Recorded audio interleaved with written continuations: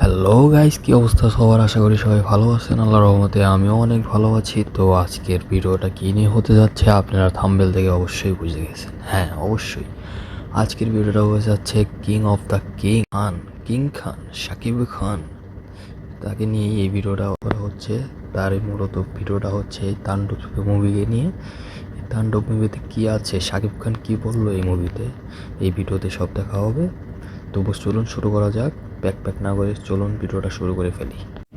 ভাই রে ভাই, আমার দেখা সর্বপ্রথম বাংলাদেশি মুভি এটাই। অ্যাকশন মুভি, সর্বোচ্চ লেভেলের অ্যাকশন মুভি।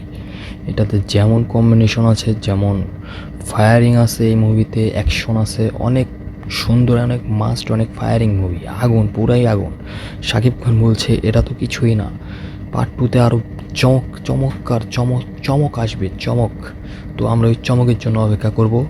আর এই মুভিটা কে দেখেছেন অবশ্যই আমাকে বলবেন।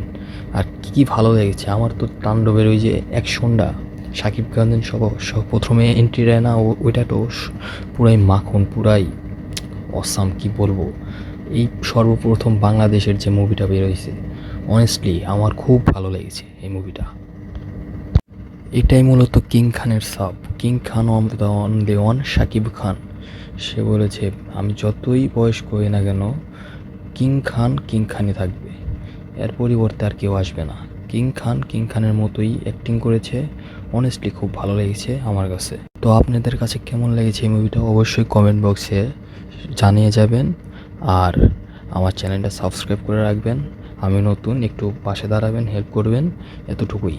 তো টাটা, বাই বাই।